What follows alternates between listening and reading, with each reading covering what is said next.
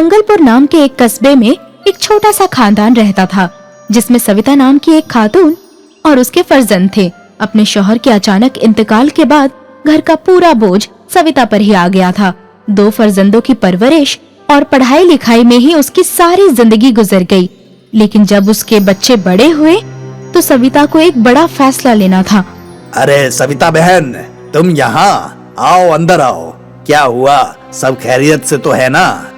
श्रीधर भाईजान, आप जानते तो है ना, मेरे दोनों बच्चों की बड़ी मुश्किल से परवरिश की है मैंने। अब उनके शहर जाकर कॉलेज की पढ़ाई का वक्त आ गया है, लेकिन मेरे पास इतने पैसे नहीं है कि मैं दोनों को आगे पढ़ा पाऊं। अगर एक बेटे को नहीं पढ़ाया तो उसके साथ नाइंसाफी होगी। ऐसे में मैं क्या करूं? तुम पुरसुकून हो जाओ और ये बताओ कि दोनों में से होशियार कौन है? मेरा मानव ज्यादा होशियार है। वैसे तो अतुल भी ठीक ठाक पढ़ लेता है, लेकिन मानव पढ़ने में ज्यादा अच्छा है। तो फिर बस, मानव दोनों में से बड़ा है और होशियार भी। तुम उसे शहर पढ़ने के लिए भेजो और अतुल को अपने पास ही रखो। मेरी जान पहचान में एक हलवाई के यहाँ नौकरी खाली है, मैं उसे वहीं मुकर्रर करवा दूंगा। श्रीधर की बात सुनकर सविता को तसल्ली मिलती है। वो मानव को बाहर पढ़ने के लिए भेजती है और अतुल को हरिया हलवाई के यहाँ नौकरी करने के लिए लगा देती है। अतुल को ना पढ़ पाने का अफसोस तो बेहद था, लेकिन अपने घर की हालात से अच्छी तरह से वाकिफ था, इसलिए उसने आगे पढ़ने की बिल्कुल भी जिद नहीं की। वक्त ऐसे ही गुजरता रहा और 3 साल बाद मानव को एक बहुत बड़े फूड चेन में सीनियर मैनेजर की नौकरी मिल जाती है। अम्मी, ये लो मिठाई खाओ। मेरी प्लेसमेंट एक बड़ी फूड चेन में मैनेजर के लिए हो गई है। किसमें हो गई है? फूड क्या? फूड चेन में अम्मी, जब कोई शख्स अपने होटल अलग अलग शहरों में खोल लेता है, उसको फूड चेन कहते हैं, है ना भाईजान? बिल्कुल सही फरमाया तूने। 5 सितारा रेस्तरां में अम्मी बहुत अच्छी तनख्वाह मिलेगी। धीरे धीरे हम सब शहर में शिफ्ट हो जाएंगे। थोड़े महीनों में मानव की तरक्की जूनियर से सीनियर लेवल पर हो जाती है और वो अतुल और सविता को शहर ले जाता है।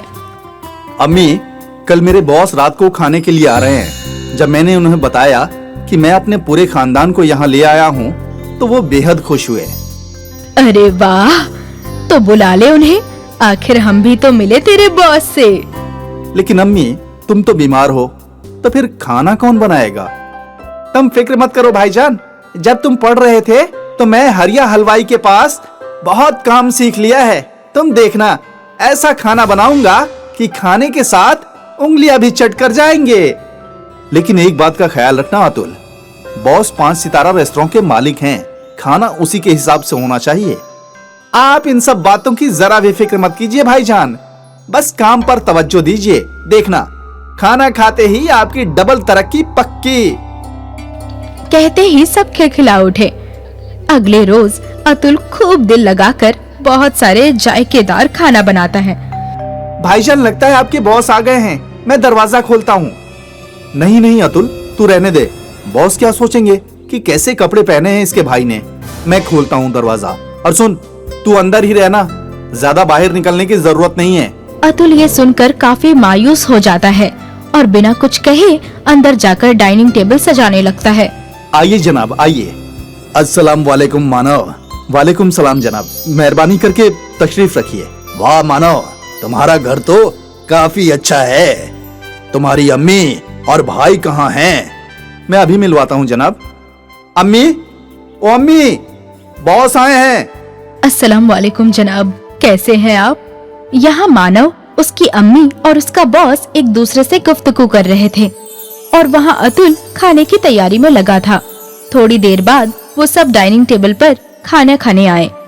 टेबल को सजा हुआ देखकर मानव का बॉस बेहद खुश होता है। एक तरफ कांटे, दूसरी तरफ चाकू और चम्मच, टिश्यू, टेबल क्लॉथ, सब कुछ एकदम सलीके से था। उम्मीद करता हूँ कि आपको खाना अच्छा लगा जनाब। ये कमाल का है, किसने बनाया है? जी, मेरे छोटे फर्जंद ने, अतुल। अरे मानव, अतुल घर पे ही है, अभी तक तुमने उसका तारुफ नहीं करवाया मुझसे। वो जनाब, वो खाना बनाने में मशरूफ था ना, इसलिए। अतुल, अतुल बेटा, इधर तो आ जरा। अतुल हिचकिचाता हुआ बाहर आता है। वाह बेटा, बहुत लजीज खाना बनाया है तूने तो। कहीं से खाना बनाने की तालीम हासिल की है क्या? नहीं नहीं जनाब, ये तो हमारे गांव के एक छोटे से हलवाई के यहाँ नौकर था, इसलिए थोड़ा बहुत बना लेता है। अपने भाई के मुंह से ये सुनकर अतुल फिर से मायूस हो जाता है और खाना खाने के लिए बैठ जाता है। रुखसत होने से पहले अतुल मानव के बॉस अतुल को एक पेशकश करते हैं। खाना खाकर मजा आ गया। ना सिर्फ खाना बल्कि टेबल एटिकेट्स का भी पूरा ख्याल रखा था अतुल ने। सुनीता जी, अगर आप बुरा न माने तो एक बात कहना चाहूंगा। आपका बेटा बहुत हुनरमंद है। हमें एक नए शेफ की जरूरत है, तो क्या अतुल वहाँ हेड शेफ की नौकरी करना पसंद करेगा?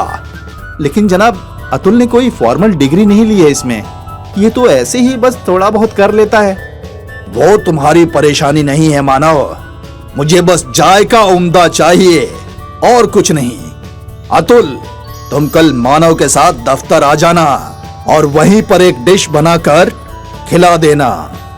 ये सुनकर अतुल तो बेहद खुश हो जाता है, लेकिन मानव को ये बात बिल्कुल पसंद नहीं आती। अगले रोज अतुल वहाँ पहुँचकर अपनी डिश बनाने लगता है। ये लीजिए जनाब, दाल बाटी चूरमा इटालियन ट्विस्ट के साथ। वाह वाह, बहुत खूब, बहुत बढ़िया डिश है। इसमें जो पुदीने का फ्लेवर है, आ हा हा हा हा। क्या आपको अच्छी लगी जनाब? क्या मैं चख सकता हूँ? अरे ये तो बहुत अच्छी है। तो फिर क्यों, हैरत में पड़ गया ना? क्या हुआ जनाब? मैं कुछ समझा नहीं। अब तुम इसे खुद बताओगे या मैं बताऊं? वो अतुल, मैंने इस रेस्तरां के शेफ को तुम्हारी डिश में नमक मिर्ची डालने के लिए कहा था, ताकि तुम्हें यहाँ नौकरी ना मिले। क्या? हाँ, और ये बात करते हुए सविता बहन ने तुम्हें फोन पर सुन लिया और मुझे पहले ही इत्तला कर दिया। इससे पहले कि वो शेफ कुछ कर पाता, मैंने उसे बर्खास्त कर दिया। लेकिन भाईजान, ऐसा क्यों किया? मैं नहीं चाहता था कि तुझे भी मेरे जितना पैसा और लाइफस्टाइल मिले। मैं चाहता था कि तू ऐसे ही मेरे टुकड़ों पर पले। मैं तुम्हें बर्खास्त करता हूँ मानो। नहीं जनाब, ऐसा मत कीजिए। मेरे भाईजान दिल के बुरे नहीं हैं। आप उन्हें नौकरी से बर्खास्त मत कीजिए। देखा मानो, तूने क्या कुछ किया, लेकिन फिर भी अतुल तेरे से कितनी मोहब्बत करता है। मुझे माफ कीजिए जनाब, मुझे माफ कर दो अतुल। मानव को अपनी गलती का एहसास हो जाता है और वो दोनों हंसी खुशी रहने लगते हैं।